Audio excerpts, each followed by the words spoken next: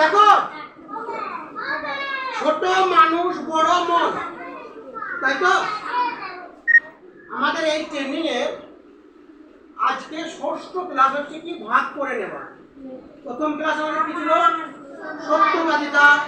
দ্বিতীয় ক্লাস কি ছিল? সাহায্য করা। তৃতীয় ক্লাস কি ছিল? পরিষ্কার পরিচ্ছন্নতা। চতুর্থ ক্লাস কি ছিল? ভদ্রতা। পঞ্চম ক্লাস কি ছিল?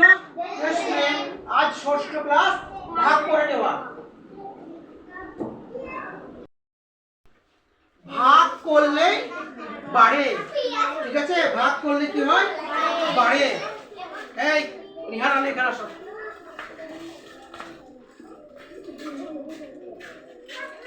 ধরো, তোমার কাছে ধরো দুটো টিফিন আছে। কটা? দুটো টিফিন আছে। তোমার বন্ধুকে বলো। তোমার এই ক্লাসে ধরো কে তোমার বন্ধু নাই, তাই তো? ধরো রিজু তোমার বন্ধু। আসো।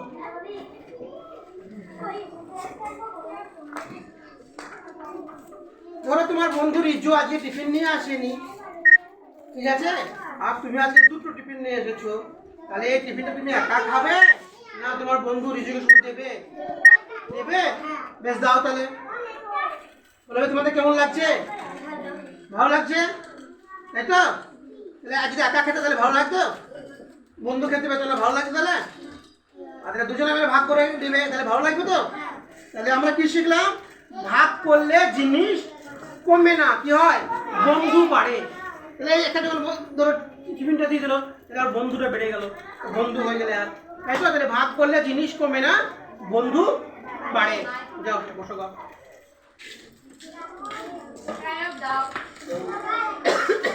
এবার দেখো, ভাগ করে নেওয়া সমান দেশপ্রেম, তাই তো? ভাগ করে নেওয়া সমান দেশপ্রেম। যুদ্ধক্ষেত্রে সৈনিকরা কি করে জানো তো? যখন খুব পরিস্থিতি খারাপ হয়ে যায় বা কিছু হয়ে যায়, খাবার যখন শেষ হয়ে যায়, হ্যাঁ, ধরো একটা রুটি আসে, তখন ওরা কি করে?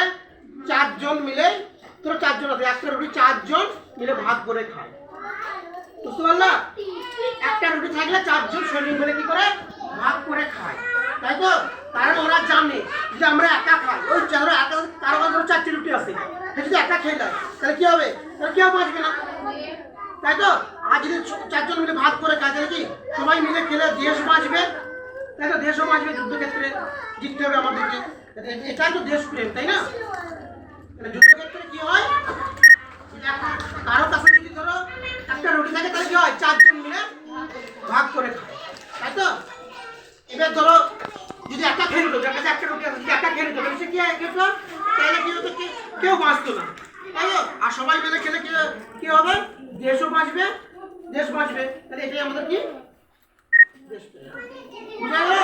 তাহলে ভাগ করে নেওয়া সমান দেশপ্রেম। এবার দেখো, 3টে ভাগ। টিফিন ভাগ। আমরা আজ থেকে কি করব? রোজ যদি কেউ টিফিন নিয়ে আসে কোনো বন্ধু, তাহলে আমরা কি করব? ভাগ করে খাবো, মনে থাকবে? এবার দেখো কাজ ভাগ। কাজ ভাগ, আমরা আজ থেকে রোজ বাড়ি থেকে মায়ের সঙ্গে যে কোনো একটা কাজ ভাগ করে নেব, ঠিক আছে? জল আনা, যারা মেয়েরা আসো বাসন মাজা, যে কোনো একটা কাজ আমরা মায়ের সঙ্গে কি করব? ভাগ করে নেব। বুঝা গেল? কাজ ভাগ, এটা হলো কি? কাজ ভাগ।